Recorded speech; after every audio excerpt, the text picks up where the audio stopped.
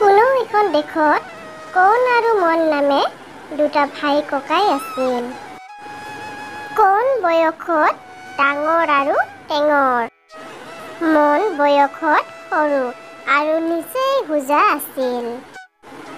এদিন কণে মনক ক'লে, বোপা, আমাৰ যে বাপতিকলীয়া বস্তুবিলাক আছে সেইবোৰ আমি দুয়োটাই দুই সময়ত চলিৰত কৰোঁ আহা। তেতিয়া মনে লাহেকৈ উত্তৰ দিলে, ককাই, তুমি কোৱা কথাটো সঁচা।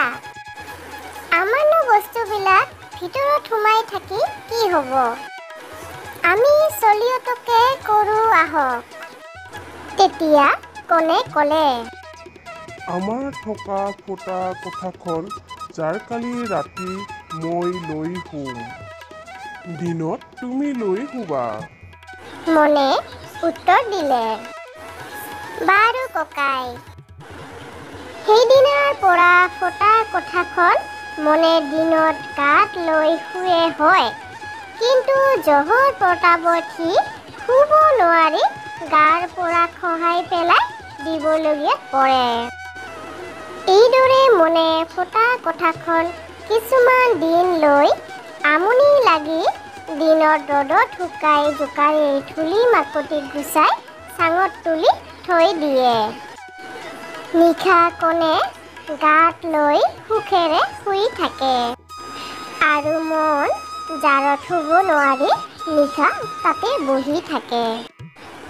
ইয়াৰ কিছুমান দিনৰ পিছত আৰু এদিন কণে মনক ক'লে, বোপা, আমাৰ বাৰীৰ যিমানবোৰ গুটি লগা গছ গছনি আছে তাৰ গুৰিভাগৰ কামৰ ভাৰ তুমি লোৱা আৰু আগভাগৰ ভাৰ মই লওঁ।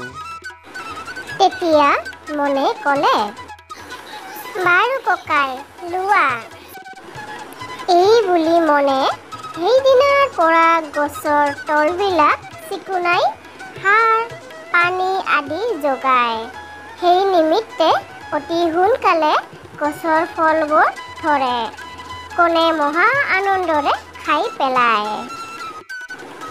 এইদৰে কিছুমান দিনৰ পাছত কণে মনক আকৌ এদিন ক'লে, বোপা, আমাৰ যে সেই কলি গৰুজনী আছে তাইৰ আগফাল তুমি লোৱা, পাছফালটো মই লওঁ। তেতিয়া মনে উত্তৰ দিলে, ককাই, মই তোমাৰ কথা কেতিয়াও নেপেলাওঁ। এতেকে তোমাৰ যি ইচ্ছা তাকে কৰা। সেইদিনাৰ পৰা মনে গৰুজনী খুৱাই বুৱাই ভালকৈ বান্ধি কুন্ধি থয় আৰু কণে গাখীৰ টুপি খীৰাই নি খাই থয়। কিছুমান দিনৰ পিছত এজনী বুঢ়ীয়ে মনৰ দুখ দেখি তাক সুধিলে, তুমি কেলৈ ইমান দুখ কৰিছা? সি উত্তৰ দিলে, বুঢ়ী আই, মোৰ ককায়ে মোক যিহকে কৰিবলৈ কয় তাকেই মই কৰিব লাগিব, কাৰণ তেওঁ মোতকৈ ডাঙৰ। এতেকে তেওঁ কোৱা মতেই মই কৰি আছোঁ। তেতিয়া বুঢ়ীয়ে ক'লে, বোপা, তুমি এটি বন কৰিবা। সেই ফুটা কোঠাখন দিনত তিয়াই থবা। তাকে কৰিলে সি নিশা তিতা ফটা কথা ল'ব নোৱাৰি সিও জাৰত দুখ পাব।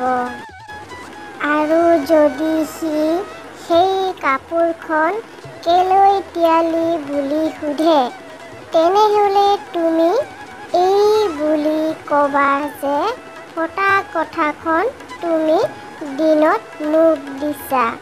এতেকে মই দিনত যিহকে কৰোঁ তাকেই কৰিম। তোমাৰ তাত কি হানি? এই বুলি ক'লেই সি নিৰুপায় হৈ মনে মনে থাকিব আৰু তেতিয়া কণে ফল পাৰিব নিমিত্তে গছত উঠিব। তুমি কোটাৰখন লৈ মোৰ গুৰিডোখৰ মই কাটি পেলাওঁ বুলি কাটিবলৈ যাবা। তেতিয়া সি ভয় খাই কাটিবলৈ হাক দিব। তুমি নেকাটি উভতি গুচি আহিবা। যদি সি কেলৈ এনেকুৱা কৰিছিলি বুলি সোধে, তুমি ক'বা গছৰ গুৰিডোখৰ মোক দিছাই। এতেকে গুৰিডোখৰ মই যিহকে কৰোঁ তাকেই কৰিম। তাত তোমাৰ কি ক্ষতি? আৰু গৰুজনী যেতিয়া সি খীৰাবলৈ ধৰিব, তুমি এছাৰি এডাল লৈ তাইৰ কাণে মূৰে কোব ধৰিবা। সি খীৰাবলৈ আমনি পাই তেনেকুৱা কৰিবলৈ হাক দিব। যদি সি কেলেই তেনেকুৱা কৰিছিলি বুলি সোধে, তুমি ক'বা যে মোক মুখৰ ফাল দিছাই। এতেকে মই মুখৰ ফালে যিহকে কৰোঁ তাকেই কৰিম। তোমাৰ তাত কি হানি?